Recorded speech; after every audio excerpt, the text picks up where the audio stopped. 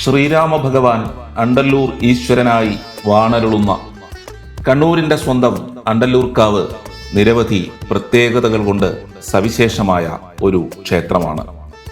കണ്ണൂർ ജില്ലയിലെ ധർമ്മടത്താണ് ഈ പ്രശസ്തമായ ക്ഷേത്രം സ്ഥിതി ചെയ്യുന്നത്. വടക്കൻ മലബാറിലെ അപൂർവം ശ്രീരാമക്ഷേത്രങ്ങളിൽ ഏറെ പ്രശസ്തമായ ക്ഷേത്രം കൂടിയാണ് അണ്ടല്ലൂർക്കാവ്. മേലേക്കാവ്, താഴേക്കാവ് എന്നിങ്ങനെ രണ്ടു ഭാഗങ്ങളായി തരം തിരിച്ചിട്ടുള്ള ഈ ക്ഷേത്രത്തിൽ ഒരു ഭാഗം അയോധ്യയായും മറ്റൊരു ഭാഗം ലങ്കയായുമാണ് സങ്കല്പം. എരിഞ്ഞിയും ആലും കൂവളവും ചമ്പകവും കാഞ്ഞിരവും തുടങ്ങി വിവിധങ്ങളായ വൃക്ഷങ്ങളെ കൊണ്ട് വൃക്ഷനിബിഡമാണ് അണ്ടല്ലൂർക്കാവ്. അണ്ടല്ലൂർക്കാവ് ക്ഷേത്രത്തിലെ മേലേക്കാവിലാണ് ശ്രീരാമൻ ആരാധിക്കപ്പെടുന്നത്. മറ്റ് ക്ഷേത്രങ്ങളിൽ നിന്ന് വ്യത്യസ്തമായി ശിലാവിഗ്രഹത്തിന് പകരം ഒരു മരത്തിന്റെ പീഠത്തിലാണ് ഇവിടെ ശ്രീരാമ ഭഗവാൻ കുടികൊള്ളുന്നത്. ശ്രീരാമനോടൊപ്പം തന്നെ ലക്ഷ്മണനും ഹനുമാനും അണ്ടല്ലൂർക്കാവിലെ മേലേക്കാവ് ഭാഗത്ത് ആരാധിക്കപ്പെടുന്നുണ്ട്.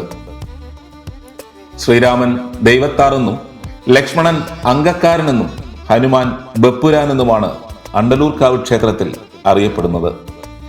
ലങ്കയായി കരുതപ്പെടുന്ന താഴേക്കാവിലാണ് സീതാദേവി കുടികൊള്ളുന്നത്.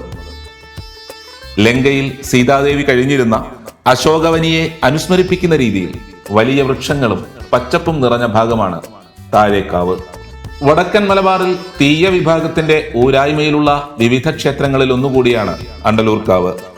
നിലവിൽ ഒരു ട്രസ്റ്റിന്റെ കീഴിലാണ് ക്ഷേത്രത്തിന്റെ പ്രവർത്തനം. സമീപ പ്രദേശത്തെ 4 ദേശങ്ങളിലെ ജനങ്ങളുടെ തട്ടക ക്ഷേത്രം കൂടിയാണ് അണ്ടല്ലൂർക്കാവ്. ക്ഷേത്രവുമായി ബന്ധപ്പെട്ട 3 തീയ കുടുംബങ്ങളിൽ നിന്നുമുള്ളവരാണ് അണ്ടല്ലൂർക്കാവിലെ ഊരാളന്മാരായി പ്രവർത്തിക്കുന്നത്. പാരമ്പര്യ ഊരാളന്മാരായ തീയ കുടുംബാംഗങ്ങളായ എംബ്രാന്മാരാണ് ക്ഷേത്രത്തിലെ പൂജാകർമ്മങ്ങൾ നടത്തുന്നത്. കുംഭമാസത്തിൽ നടക്കുന്ന ഉത്സവ ചടങ്ങുകളിൽ മാത്രമാണ് ഇവിടെ ബ്രാഹ്മണർ പൂജാകർമ്മങ്ങൾ നടത്താറുള്ളത്. കുംഭമാസം 2-ാം തീയതിയാണ് കണ്ണൂരിലെ തന്നെ ഏറെ വിശേഷപ്പെട്ട അണ്ടല്ലൂർക്കാവിലെ തിറ ഉത്സവത്തിന് തുടക്കമാകുന്നത്. കാവ് കയറൽ, ചക്കകൊത്തൽ തുടങ്ങിയ ചടങ്ങുകളോടെയാണ് ഉത്സവത്തിന് ആരംഭം കുറിക്കുക.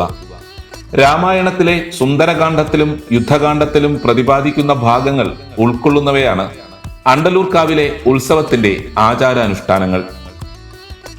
കടുത്ത വ്രതാനുഷ്ഠാനങ്ങളോടെയാണ് പ്രദേശവാസികൾ അണ്ടല്ലൂർക്കാവിലെ ഉത്സവ ചടങ്ങുകൾ ആചരിക്കുന്നത്.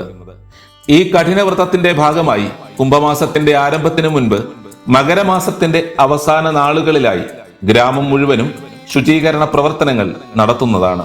ജാതിമത ഭേദമന്യേ എല്ലാ വീടുകളും പൂർണ്ണമായി ശുചീകരിച്ച് അണ്ടല്ലൂർക്കാവിലെ ഉത്സവത്തിനായി തയ്യാറെടുക്കുന്നതാണ് നാട്ടിലെ പതിവ്. ദളിത് വിഭാഗത്തിൽപ്പെട്ട ചെറുമക്കളാണ് അണ്ടല്ലൂർക്കാവിലെ ഉത്സവത്തിന്റെ ആദ്യഘട്ടമായ കാവിൽ കയറൽ ആചാരം നടത്തുന്നത്.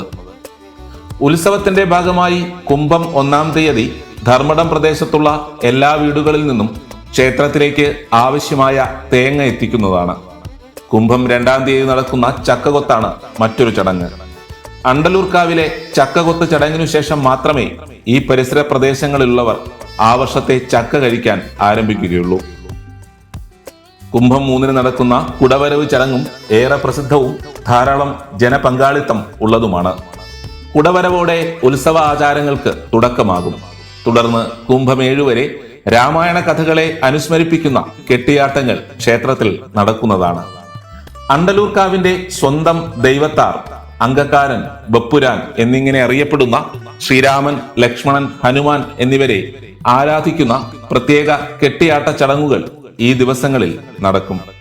വടക്കൻ മലബാറിന്റെ പാരമ്പര്യവും മഹിമയും വിളിച്ചോതുന്ന അണ്ടല്ലൂർക്കാവ് ക്ഷേത്രം ഇന്ന് കേരളം മുഴുവൻ പ്രശസ്തമാണ്. ഉത്സവ നാളുകളിൽ കേരളത്തിലെ വിവിധ ജില്ലകളിൽ നിന്നും അയൽ സംസ്ഥാനങ്ങളിൽ നിന്നു പോലും അണ്ടല്ലൂർക്കാവിലേക്ക് നിരവധി പേരാണ് വന്നെത്താറുള്ളത്.